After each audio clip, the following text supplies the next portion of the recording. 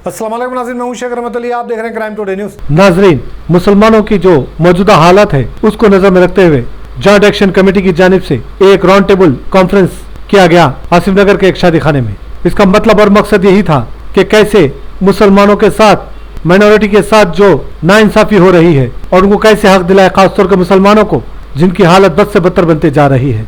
वादे दावे तो बहुत किए जा रहे हैं लेकिन अमली तौर पर कोई खास काम नहीं हो रहा है और इसी फिक्र को लेकर ये राउंड टेबल कॉन्फ्रेंस किया गया, जहां पर मुख्तलिफ पॉलिटिकल पार्टियों के लीडर्स भी मौजूद थे और कई NGOs के जिम्मेदार भी मौजूद थे और अपने अपने ख्यालात का इजहार किया। और इस कॉन्फ्रेंस को लीड किया जनाब मुश्ताक मालिक ने और उन्होंने कहा कि फौरन इस पर तवज्जो देने की जरूरत है हुकूमत को, वरना बड़े पैमाने पर एहतजाज होगा। मुसलमान को सिर्फ इस्तेमाल किया जा रहा है और मुसलमान के वोट के बगैर तेलंगाना में हुकूमत नहीं बन सकती। और उन्होंने कई ऐसे बातों का खुलासा किया। इसके अलावा मोहम्मद उस्मान खान, राशिद खान, सैयद सलीम, इलियास शमशी, सैयद जावेद, मोहम्मद अब्दुल खमर के अलावा दिग्गर लोग भी मौजूद थे जिन्होंने अपने अपने ख्यालात का इजहार किया। जरूरी है कि हुकूमत को हमारी ताकत बताने का, क्योंकि जिस तरह से मुसलमानों के साथ नाइंसाफी की जा रही है, मसाजिदों को गिराया गया है, औकाफ की जायदादों का कोई तहफ़्फ़ुज़ नहीं किया गया, ऐसे कई मसले हैं जहाँ पर मनमानी काम किया जा रहा है और उनके खिलाफ कोई कार्रवाई नहीं हो रही है।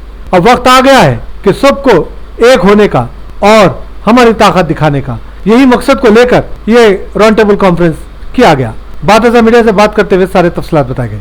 शेख शफी के साथ मैं शेख रहमत Ali, crime today news, Hyderabad.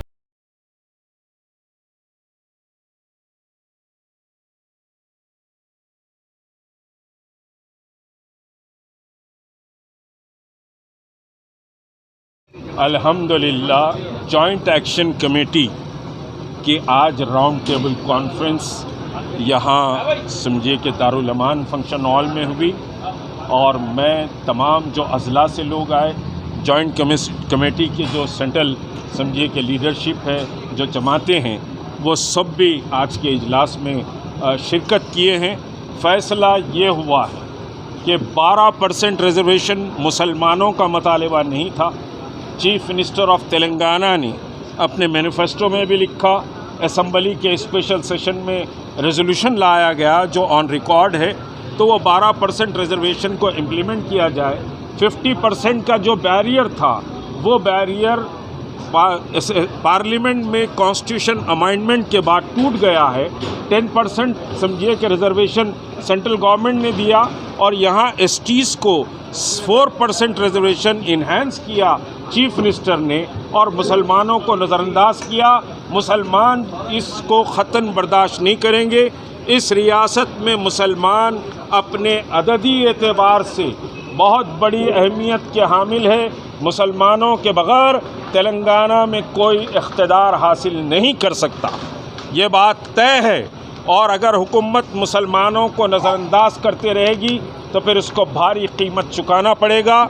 Joint action committee ने आज ऐलान किया है कि माइनॉरिटी फाइनेंस कॉरपोरेशन के जो 2,18,000 एप्लीकेशन आए हैं, 2 लाख एप्लीकेशन को अप्रूव किया जाए और 12% रिजर्वेशन पर वितिन 15 डेज़ आप ऐलान करें। और अगर ये ऐलान नहीं होगा तो ये मूवमेंट अज़ला और शहर हैदराबाद के गली गली में चलाया जाएगा और धरना चौक पर रियासत की तारीख़ का सबसे बड़ा धरना रिजर्वेशन के उन्वान पर किया जाएगा। बोलो भाई। आज जॉइंट एक्शन कमेटी की जानिब से एक राउंड टेबल कॉन्फ्रेंस रखा गया है जिसमें कई मुख्तलिफ जमातों ने हिस्सा लिया, कई NGOs ने हिस्सा लिया, जो मिल्लत का दर्द रखते हैं वो लोगों ने हिस्सा लिया, रिटायर जजों ने हिस्सा लिया। और आज का मुद्दा ये था कि 9 साल कबल KCR शादनगर से वादा करे थे कि 12% रिजर्वेशन दूंगा। उनकी बात पे मुसलमानों में एतमाद करके KCR को इख्तिदार पर लाया। आज 9 साल हो गए हैं। ऐसा तो KCR ने 28 से 30 मुसलमानों के लिए वादे किया और उसका मजाक बनाकर फेंक दिया। ये मुद्दा जो रिज़र्वेशन के ऊपर है ये बहुत अहम मुद्दा है। इस पे जो KCR ने खुद ही से वादा किया और 4% 4 महीने में अमल करूँगा बोला, लेकिन नहीं करा। इससे मुसलमान इनको वोट डाले और इन्हों इख्तिदार में आए। मुसलमानों के वोट से इख्तिदार में आके मुसलमानों को नज़रअंदाज कर दिया। तो उसके बाद 2015 में केसीआर ने अक़लियतों को लोन देने का वादा किया, नौजवानों ने कई कोटेशंस लेके गए, लाखों में 3.5 लाख अप्लीकेशंस 2015 में आए, किसी को लोन नहीं मिला। फिर हम कोई आवाज़ नहीं उठी, फिर मुसलमानों के साथ मजाक हुआ। आज फिर मुसलमानों ने 2,18,000 चिल्लर परेशान लोग अपनी नौकरी छोड़कर, अपने घरों से निकलकर लाइनों में खड़कर फॉर्म्स फिलअप करें, ऑनलाइन भी और फिज़िकली भी सबमिट करें। और 50 करोड़ रुपए मंजूर किए गए केसीआर की तरफ से, जो एक नाक़ाबिल बर्दाश्त है। उसके बाद 70 करोड़ का मज़ीद ऐलान हुआ, जिसका जियो आज तक नहीं निकला। बहरहाल ये लोन भी नहीं मिलने वाला है। क्या केसीआर 2016 से लेकर आज 2022 तक एक भी अक़लियतों को लोन नहीं दिया, कुछ नहीं दिया। और जो बजट आता है वो बजट आधे से ज़्यादा वापस चले जाता है, वो इदारों के लिए आता है, इंस्टीट्यूशंस के लिए आता है, आपके फलाह बहबूद के लिए नहीं आता है। तो आज जॉइंट एक्शन कमेटी की यही मीटिंग थी कि इन तमाम चीज़ों को केसीआर अमली जामा पहनाए, वरना तेलंगाना में हुकूमत बनती है तो मुसलमान अक़लियतों वोटों के साथ बनती है, वरना नहीं बनती है। और जो केसीआर को साथ दे रहे हैं, अल्लाह उनको भी हिदायत दे, जो अपने मफाद के लिए केसीआर की वाहवाही कर रहे हैं। शहर हैदराबाद में बल्कि तेलंगाना में 8 से 9 मसाजिद शहीद हो गए हैं, कोई FIR नहीं होता है। आज सेक्रेटरीट बन रहा बोल के ड्रोन से भी लोग वीडियो बता रहे हैं, लेकिन किसी में ये हिम्मत नहीं है। ना हमारे उलमाए दिन में हिम्मत है, ना मशाकीन में हिम्मत है, ना हमारे लीडरान में हिम्मत है, ना मिल्लत के बड़े बड़े दावे करने वालों में हिम्मत है कि वो जाके मस्जिदों का इंस्पेक्शन करे। जब उन्हें खोलेंगे, जब हम खोल लेंगे, जब उन्हें नमाज़ पढ़ाएंगे पढ़ लेंगे। लेकिन मेरे भाई 2 मिनट के लिए सोचिए, हम मुर्दे के कफन की फ़िक्र रखते हैं तो उस मसाजिद के जानिमास और तमाम उसके चीज़ मुसल्ले वगैरह कहाँ पे है मेरे भाई? सोचिए, आंख पे मेरे कांटे आ जा रहे। मैं आपको ये बात बोल रहा हूँ तो हमको हमारी फ़िक्र करना है। अवाम उन्नास से मैं ये बोल रहा हूँ कि किसी का तो नहीं बोलूँगा, लेकिन मैं मरते दम तक कौम और मिल्लत के लिए खड़ा हुआ रहूँगा। साथ दीजिए मेरा, बराबर मैं 12% रिजर्वेशन के लिए भी बात करूँगा, बराबर आपके लोन के लिए भी बात करूँगा। आपका काम है घरों से निकल के आके जुड़ना, जिससे आप लोग मिलियन मार्च में जुड़े थे तो दुनिया का 7वां मिलियन मार्च बना। मेरे भाई थोड़ा अपना टाइम निकालिए, शायद आपको नौकरी नहीं होना होगा, आपके आके मौजूदगी बताने से आपके भाई को नौकरी मिल जाती है। तो आपकी इत्तेहाद बहुत ज़रूरी है। जो लोग हुकूमत में 9 साल से हाथ मिलाकर काम कर रहे हैं, वो लोग आज तक कौम को फ़ायदा नहीं पहुंचाए। आपको समझने की ज़रूरत है। और मैं यही बोलूँगा कि 4% जो कांग्रेस का दिया हुआ रिजर्वेशन है, उससे कई लोग फैज़ पा लिए। 25,000 बच्चे काबिल बन गए, डॉक्टर, इंजीनियर्स, एडवोकेट्स हर शोबे में बन गए। तो एक 25 लाख अगर बन गए 2004 से लेकर अब तक, तो सोचो मेरे भाई 12% पे कितने नौकरी वगैरह मिल सकते हैं। यही हम आपको बोल रहे हैं कि जॉइंट एक्शन कमेटी के साथ जुड़िए और बराबर हमारे खांधे से खांधा मिलाकर, यहाँ कोई बड़ा कोई छोटा नहीं है, सब एक मानक है। और आपको सिर्फ़ और सिर्फ आवाम के लिए काम करना है। मैं यही बोलूँगा कि हमारे बराबर धरने चालू हो जाएंगे, अभी ग्रुप मीटिंग्स लेंगे, 33 अजलाओं में हम जाएंगे, हर पार्टी के लोग को हम हमारे करीब लेंगे और इसके लिए जो फ़िक्रमंद है उनको हमारे साथ जुड़ाएंगे। शुक्रिया। अस्सलाम वालेकुम। मैं मोहम्मद अब्दुल हक खमर और हमारे मोहम्मद गफ़ार साहब, वाइस प्रेसिडेंट तहरीक मुस्लिम शब्बान। आज हमारा राउंड टेबल कॉन्फ्रेंस दारुल अमान फंक्शन हॉल में था और हमारा मकसद था 12% रिजर्वेशन के ऊपर। और 12% रिजर्वेशन के ऊपर जो हमारे साथ जो नाइंसाफ़ी हुई है और जो इब्तिदा में जिस तरीके से केसीआर साहब ने हमारे तमाम को धोखा देते हुए ये कहा कि हमने उनसे पूछा नहीं था कि 12%, उन्होंने 12% की बात लाई थी और उन्होंने ही अपने तमाम रिजर्वेशन की बात की थी और उन्होंने 12 से 14 MLA देने की बात की थी, मिनिस्टर्स देने की बात की थी। बहरहाल बहुत सारी चीज़ों से उन्होंने तमाम मुसलमानों को धोखा दिया। और उसके बाद में जिस वक्त जब हमारा वक्त आया तो हमारे पास जो 4% जो कांग्रेस गवर्नमेंट दी थी, 4% को 3% कर दिया उठाओ उन्होंने। और हमारा जो रिजर्वेशन था, जबकि उनको जब गवर्नमेंट की तरफ से पार्लियामेंट से 50% की जगह 60% जब इन्हांस हुआ तो SC को उन्होंने 10% और अपने तरफ से डिक्लेयर करके उनको 10% डिक्लेयर कर दिया। जबकि उनका काम था कि जब उन्होंने जो वादा किए थे तो जब असम्बली से पास करके खाली धोखा देने के लिए पार्लियामेंट को भेजा दिया था। जबकि अगर उन्होंने फेयर होते, अगर उनके दिल में अगर उनका मुसलमानों के ताल्लुक से नरम गोशा होता और वो इंसाफ पसंद होते तो ज़रूरी बात थी कि वो हमारे तमाम का मसाइल को समझते, सोचते और उसके ताल्लुक से हमारे मुसलमानों के वास्ते रिजर्वेशन के लिए कुछ करते। लेकिन अफसोस इस बात का है कि मुसलमानों के रिजर्वेशन से उनको कोई दिलचस्पी नहीं है। एक ऐसा मालूम होता है कि जिस तरीके से सेंटर में गया बीजेपी जिस तरीके से रूल कर रही है, उसका दूसरा हिस्सा हमारे तेलंगाना राष्ट्र समिति के यानी कि भारतीय राष्ट्र समिति के जो चीफ मिनिस्टर हैं वो वही रास्ते को इख्तियार किए हुए हैं और हमारे को और तमाम को जो यकीन दिलाने वाले जो हमारे तेलंगाना राष्ट्र समिति में समझिए या भारतीय राष्ट्र समिति में समझिए जो मुसलमान कायदीन हैं ये लोग इस तरीके से खामोश हैं, इस तरीके से इनको सांप सूंघ गया है। अब जबकि इनका ज़मीर और इनकी यानी गीरत कहाँ गई नहीं मालूम है। ये लोगों को तो शर्म आना चाहिए कि कम से कम मिनिस्टर के पोस्ट पर बैठे हुए हैं, कम से कम चेयरमैनों के पोस्ट पर बैठे हुए हैं, कोई तो एमएलए है, तमाम के तमाम इस तरीके से खामोशी से अपने आप को जलखाओं की ज़िंदगी गुजारेंगे तो जाहिर सी बात है लोगों के सामने क्या इमेज जाएगा।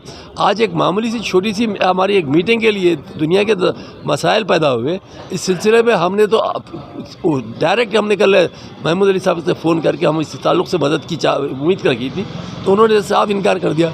उन्होंने साफ बोला कि भाई वो रिजर्वेशन के वास्ते मैं पुलिस वालों को क्या बोलूँ खबर हुई। ये यानी कि इस तरीके से उन्होंने एक होम मिनिस्टर होते हुए मुसलमानों के रिजर्वेशन के ताल्लुक से, जबकि मुसलमानों के लिए हम आवाज़ उठा रहे हैं, जबकि आप एक माइनॉरिटीज़ की सूरत से आपको एक मिनिस्टर दिया गया, माइनॉरिटीज़ के इश्यूज़ को आप। बिस्मिल्लाहिर्रहमानिर्रहीम। आज नामपल्ली हल्के में दारुल अमान फंक्शन हॉल में एक इजलास तलब किया गया था जॉइंट एक्शन कमेटी की जानिब से, जिसके सदर जनाब मुश्ताक अली साहब है और आज का उन्वान था 12% तहफ़्फ़ुज़ात और माइनॉरिटी फाइनेंस कॉरपोरेशन से जो बैंक सब्सिडी लोन स्कीम जो माइनॉरिटीज़ को दिया गया उस ताल्लुक़ से। पहले तो मैं आपको बताता चलूँ कि केसीआर साहब एक नाकारा कमतरीन कमज़फ वज़ीर आला है। 2014 से पहले उन्होंने ऐलान किया था कि जिस वक्त टीआरएस की हुकूमत कायम होंगी मैं 12% तहफ़्फ़ुज़ात दूँगा और वक्फ बोर्ड को जुडिशल पावर दूँगा। उसी वक्त हमने ये सोच लिया कि ये जो वादा कर रहे हैं केसीआर साहब ये बिल्कुल गैर बुनियाद वादा है। इसमें कुछ वादे में सच्चाई नहीं है, ना इसकी कुछ बुनियाद है। क्या तो 1992 में सुप्रीम कोर्ट का जो ऑर्डर है जिसे मंडल वर्डिक्ट भी कहा जाता, उसके हिसाब से कोई भी रियासत में 50% से ज़्यादा तहफ़्फ़ुज़ात नहीं दे सकते। तो यहाँ पर अगर से आप देखेंगे तो 25% BC, SC 15%, ST 10%, आगे से फिर 12% तहफ़्फ़ुज़ात, 62% कहाँ से मिल सकता है ये? तो ये जो वादा किए थे केसीआर साहब बिल्कुल मुसलमानों को गुमराह करने का वादा था और मुसलमानों के पीठ पे खंजर भोंकने वाले का नाम है केसीआर। वक्फ बोर्ड को जुडिशल पावर दिए, इसमें तो कोई टेक्निकलिटी का ग्लिच नहीं है, मरकज़ में जाने की भी ज़रूरत नहीं है। रियासत का मसला है, आप वक्फ बोर्ड को जुडिशल पावर दे सकते थे, नहीं दिया आप। मुसलमानों को क्या जॉब्स मिला? क्या मुसलमानों को डबल बेडरूम फ्लैट मिला? जितना भी एलोकेशन है माइनॉरिटी को वो करीब 11,000 करोड़ में रिलीज़ हुआ, सिर्फ 6,000 करोड़। और आप देखेंगे हर शोबे हयात में मुसलमान को पीछा किया ये टीआरएस की हुकूमत ने।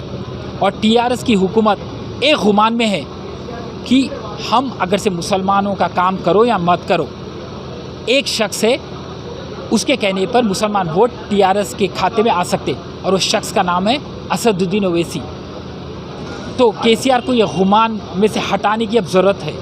क्यों बोले तो केसीआर साहब जो समझ रहे हैं कि मुसलमानों के चैम्पियन है असदुद्दीन साहब, हमारी नज़र में असदुद्दीन साहब मुसलमानों के चैम्पियन नहीं है, एक बीजेपी के एजेंट है, एक ब्रोकर है। तो याद रखो।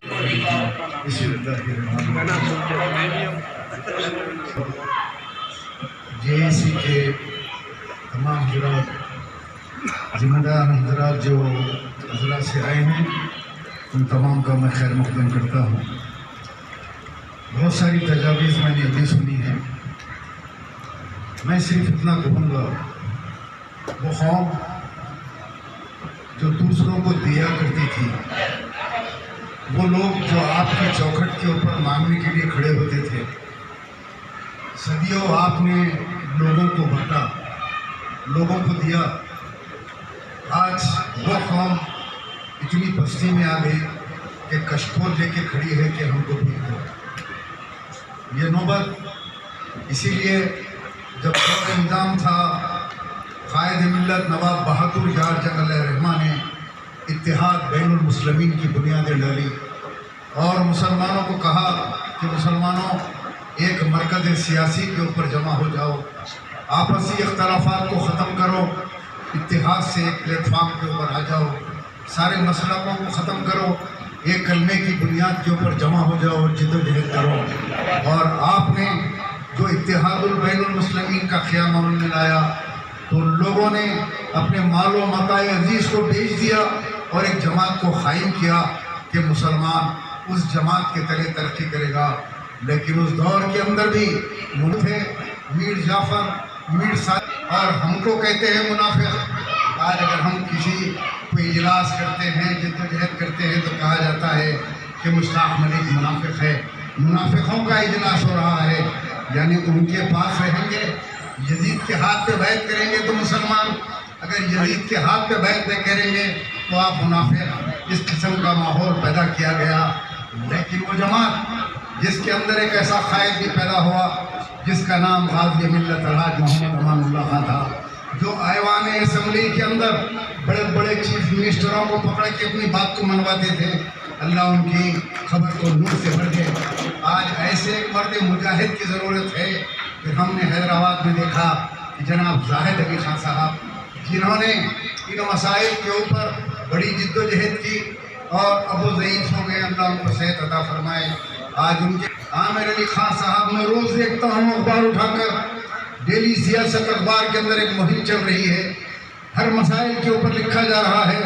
मैं उनसे कहूँगा कि JEC के जो प्रोग्राम्स हैं उसके अंदर मज़ीद ताउन कीजिए आप, और आपके अखबार के इदारों में फ़ायदा क्या हुआ वो बात कहते हुए क्या करना दूंगा। 3 मिनट में अपनी बात मुकम्मल करूँगा इंशाअल्लाह। और उम्मीद करता हूँ कि मैं खुद रहा हूँ और ये इजलास भी खुलकर अपना इजहार ख्याल करे तो मुनासिब रहेगा। KCR का नाम तो लिया जा रहा है, लेकिन KCR का साथ देने वाले खुले का नाम नहीं ले रहे। खुल के बोलो, अब ऐसे क्या करते, घर पे अटैक करेंगे ना, उससे आगे क्या करेंगे? MIM बोलो, जमात इस्लामी बोलो, ताइद करी बोलो, नाम लेके बोलो मेरे भाई। चलिए, फ़ायदा ये हुआ कि मोहम्मद अली शबीर कांग्रेस पार्टी 4% रिजर्वेशन दी तो 20 लाख बच्चों को प्रोफेशनल कोर्सेज में बच्चे हमारे डॉक्टर इंजीनियर बने। एक फ़ायदा हुआ। अब ये 4 से 12 करोड़ रुपये कितना फ़ायदा हो सकता है ये अपने जहन में रखिए। अब रही बात करने की है कि हैदराबाद में हमारे पास एक बच्चा है, काला इमरान रोज़ी, फ़ोन करता, मोरी भरी भी है, नाली भरी भी है, क्या हुआ साहब? आप यकीन मानिए, शुरू में ये बच्चे की मैं मुखालिफत करता था, लेकिन ये बच्चे को मैं मानना शुरू इसलिए कर दिया कि आज अपने सदर का, यानी सदर असदुद्दीन अवैसी का उतना खौफ नहीं है कारपोरेटरों को जितना काला इमरान का खौफ है। काम फोन कर देता कि काम उछाल देता थी, तो थोड़ा ऐसा दम लाने की जरूरत है। बहुत बड़ा काम मुश्ताक मलिक साहब लेके बैठे हैं। और आज आपकी जो तकरीर की जो शुरुआत थी कि हम यहाँ मातम करने के लिए नहीं बैठे हैं, यकीन मानिए मेरा दिल गार्डन गार्डन हो गया सुनकर। हम मातम करने के लिए नहीं है साहब, हम जिंदा कौम हैं। हम वो कौम है जो तेलंगाना दिलवाए, हमको खुद एहसास नहीं है, लेकिन दिलवाने के बाद फिर छिप्पा लेके बाहर ठहरे हुए हैं। तो लिहाजा वही छिप्पा लेके KCR के मुंह पे मारना है। मारने के लिए गली गली जाना है, तेलंगाना की गली गली फिरना है। और ये जितनी जमातें तंजीमें KCR की अंधी तायद कर रही, उन सब का घेराव करे, उनके मुंह पे कालिक ठोको, उन्हें चप्पलों का हार पहनाओ। मामूली केस को होता 70 में भूखो दे, कुछ भी ना होता। महसूसा बहुत बड़े वकील बैठे हुए अपने साथ, छुड़ा देते, डोंट टेक टेंशन। ठीक है, बस यही पैगाम देना था। मौका देने के लिए बहुत बहुत शुक्रिया। जावेद हाशमी, शायद इस महफिल में सिर्फ PRS का एक ही आदमी है, शायद माइनॉरिटी में।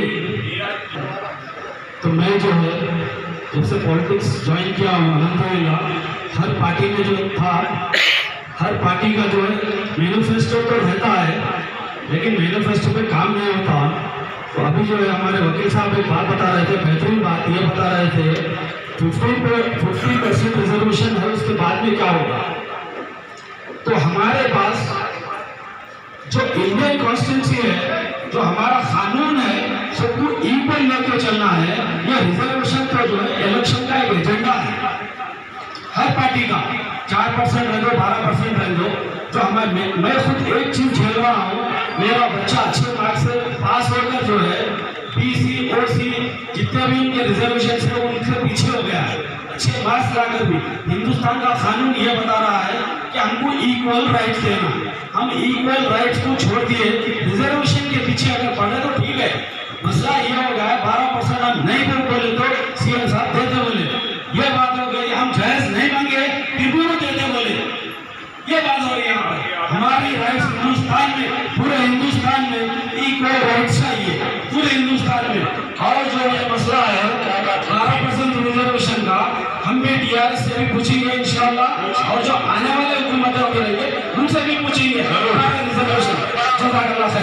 12% है, फिर शेख, मुगल, पठान, सैयद वगैरह है, उनको निकालने के बाद आप ये बात करिए 12% हम पूरी माइनॉरिटीज़ को बोले होंगे, मगर ये भी नहीं हो सकता क्योंकि जैन है, पारसी है, उनको भी अपन लेकर चलना है।